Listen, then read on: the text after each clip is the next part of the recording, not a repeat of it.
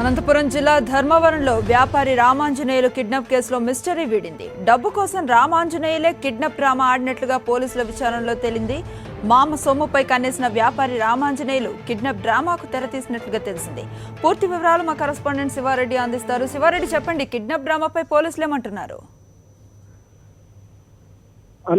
అనంతపురం జిల్లా ధర్మవరంలో సంచలనం రేకెత్తించిన చేనేత వ్యాపారి రామాంజనేయులు కిడ్నాప్ ను ఎటకేలకు పోలీసులు ఛేదించారు. డబ్బు కోసమే తనకు తానే కిడ్నాప్ డ్రామా అన్నట్లు పోలీసులు నిర్ధారించారు. ఎందుకంటే శనివారం సాయంత్రం చేనేత వ్యాపారి ఇంకా రామాంజనేయులు అదృశ్యమయ్యారు. ఆ తర్వాత తనని కిడ్నాప్ చేశారని గుర్తు తెలియని ప్రాంతంలో, అటవీ ప్రాంతంలో, కొండ ప్రాంతంలో తనని దాచిపెట్టారంటూ వీడియోస్, అదేవిధంగా ఫొటోస్ తన మొబైల్ ద్వారా తన మొబైల్ నుంచే వాట్సాప్ సందేశాలను తన సోదరి మదనపల్లిలో ఉంటున్న తన సోదరికి పంపడం జరిగింది. అయితే ఈ మొత్తం వ్యవహారానికి సంబంధించి చాలా హైడ్రామా చోటు చేసుకుని, ఎందుకంటే గుర్తు తెలియని వ్యక్తులు ఆయన కిడ్నాప్ చేశారు, 3 లక్షలు డిమాండ్ చేశారన్న ఒక డ్రామా క్రియేట్ అయింది. ఈ నేపథ్యంలోనే సీరియస్ గా తీసుకున్న ధర్మవరం పోలీసులు కేసును ఎట్టకేలకు ఛేదించిన పరిస్థితి కనిపిస్తుంది. ఎందుకంటే చేనేత వ్యాపారి రామాంజనేయులు సెల్ ఫోన్ నుంచి వచ్చిన మెసేజ్లు, అదేవిధంగా కిడ్నాప్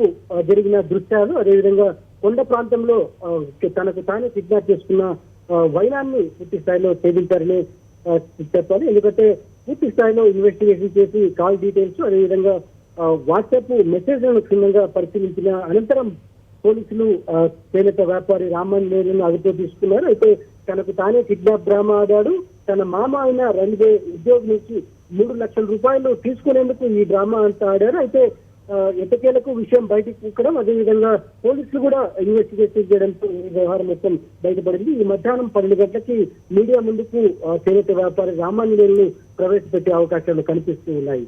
థాంక్యూ శివారెడ్డి.